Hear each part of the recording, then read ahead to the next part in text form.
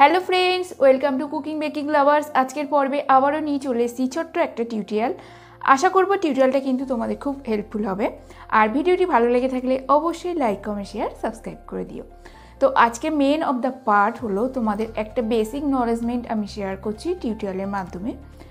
2 থেকে 3 দিন আগে বেকারি স্টাইলে বার্থডে কেক স্পঞ্জ তৈরি করার জন্য যে ফর্মুলাটা শেয়ার করেছিলাম, সেটা আমি একদিন পরে গিয়ে কি করে আমরা কেকটা তৈরি করব সেই ভিডিওটা শেয়ার করার পর অনেকেই কিন্তু কনফিউশনে পড়েছো।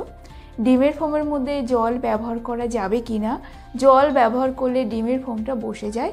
যে প্রসেসটা তোমাদের কাছে শেয়ার করেছি সেখানে কিন্তু একটু ডিফারেন্স আছে, সেই জন্য কিন্তু ডিমের ফোমের মধ্যে জল ব্যবহার করার কারণে একটুও বসে যায় না।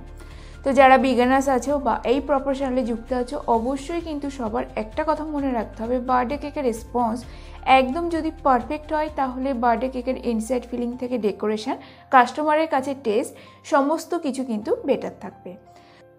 আর যে রেসিপিটা আমি ক্লাসের মারফতে তোমাদের কাছে শেয়ার করেছি সেটা হলো ডিপ্লোমা কোর্সের রেসিপি অ্যান্ড কমার্শিয়াল রেসিপি। তো কমার্শিয়াল রেসিপির মধ্যে সবসময় আমাদের কিন্তু কেক জেল ব্যবহার করা হয়। এরপরে হলো কেক জেলটা কেন ব্যবহার করা হয়। কেক জেলের মধ্যে কিন্তু একটা ইমালসিফায়ার থাকে, কেক জেলের মধ্যে প্রিজারভেটিভ থাকে, কেকটাকে খুব ভালো করে শেলফ লাইফ দেয়, কেকটাকে খুব ভালো করে ফুলিয়ে তুলতে সাহায্য করে। তো সমস্ত কিছু মিলিয়ে কিন্তু কেক জেলটার একটা খুব ভালো একটা কাজ আছে বার্থডে কেকের স্পঞ্জের মধ্যে। টি টাইম কেকের মধ্যেও আমরা ব্যবহার করে থাকি, আর অন্যান্য কাজেও কিন্তু কেক জেল ব্যবহার করা হয়। কোম্পানির যে কেক জেলটা আছে সেটা কিন্তু বেস্ট কেক। যখন ভিডিওটা আমি দিয়েছিলাম তখন একটা দিদিভাই কমেন্ট করেছিল, মনে হয় উনি বাংলাদেশে থাকেন। তো এখানে উনি কমেন্ট করেছিলেন, ওনার নামটা হচ্ছে রাজিয়া রুমান। উনি কমেন্ট করেছিলেন যে আপু, ডিমের ফোমে পানি দেওয়া যায় না শুনেছি, এটা কি ঠিক?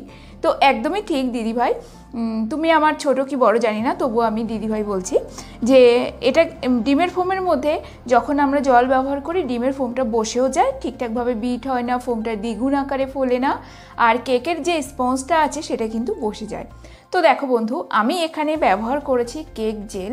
কেক জেলটাকে ইমপ্রুভমেন্ট মানে কেক জেলটা যখন আমরা বিট করি, হয় আমরা ঠান্ডা জল ব্যবহার করব, কিন্তু ডিমের ফোমের মধ্যে আমি ঠান্ডা জলটা ব্যবহার করতে চাই না, এর মধ্যে আমি রুম টেম্পারেচারে থাকা জলটাই ব্যবহার করি।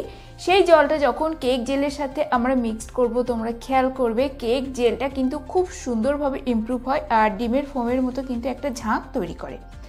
এরপর তোমরা অনেকেই বলতে পারো যে ডিম ছাড়া শুধু জল আর কেক জেল মিক্সড করে কি আমরা কেক তৈরি করতে পারি?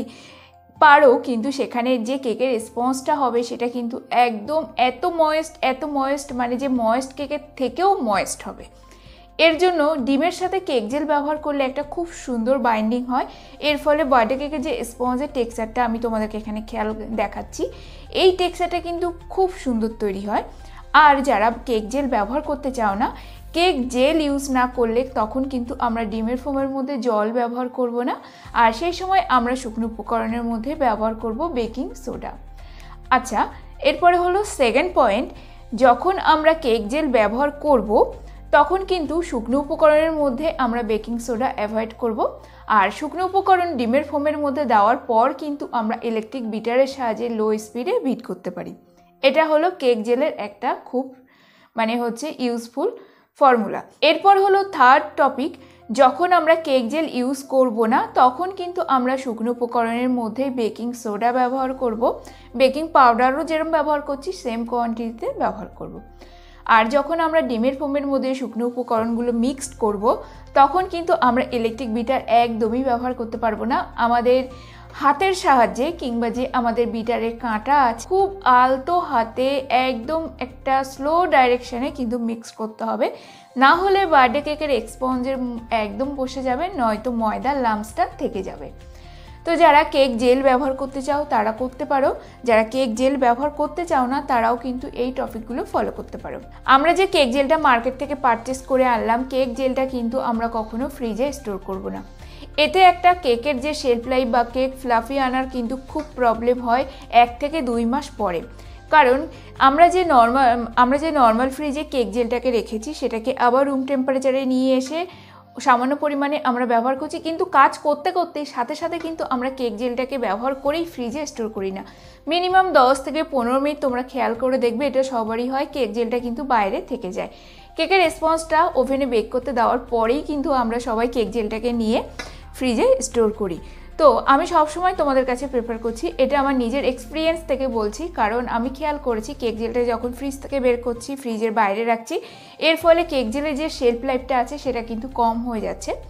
এরপর কেক জেলটাকে ভালো রাখার জন্য কিন্তু তোমরা রুম টেম্পারেচার, মানে যে কিচেন প্ল্যাটফর্মে তোমরা কাজ করো, মানে কিচেনের মধ্যে যে রুমে তোমরা মানে রান্না করো না, সেই রুম ছাড়াই কিন্তু তোমরা অবশ্যই কেকের কাজ করার জন্য একটা রুম চুজ করবে। তাহলে বিভিন্ন ধরনের যে আমরা চকলেট বলো বা আদার্স যে বাটারস্কচ নাট, চকো চিপস, বিভিন্ন ধরনের আমরা চকলেট রেখে থাকি, সেগুলো কিন্তু খুব ভালো সেট থাকবে। তোমরা রুম টেম্পারেচারে কেক জেলটাকে সেট করবে, আর এই কেক জেলটাকে তোমরা 2 থেকে 3 মাসের বেশি সময় ধরে ব্যবহার করতে পারো। কেক জেল কেনার সময় তোমরা বেকারি শপ থেকে অবশ্যই জিজ্ঞেস করে নেবে এই কেক জেলের শেলফ লাইফটা কতদিন, তো সেটাকেই তোমরা কৌটোর গায়ে মার্কার পেন দিয়ে মার্জিন করে নেবে। তো যত সম্ভব পারলাম ছোটো ছোটো টিপস তোমাদের কাছে শেয়ার করলাম। দিদি ভাই আমাকে বাংলাদেশ থেকে কমেন্ট করেছিলেন, তোমার কমেন্টের অ্যান্সারটা নিশ্চয়ই পেয়ে গেছো আর বুঝতে পেরেছো। যদি কোনো অসুবিধা হয় অবশ্যই আবারও আমাকে কমেন্ট করো, আমি কিন্তু সবার কমেন্টে রিপ্লাই দিই। আর ধীরে ধীরে তোমাদের আরও অনেকে কমেন্ট করেছো চকলেট মস্ট কেকের ফর্মুলা, ধাপে ধাপে আমি কিন্তু সমস্ত তোমাদের ডিমান্ড যেগুলো আছে সমস্ত ভিডিওটাই শেয়ার করে দেবো।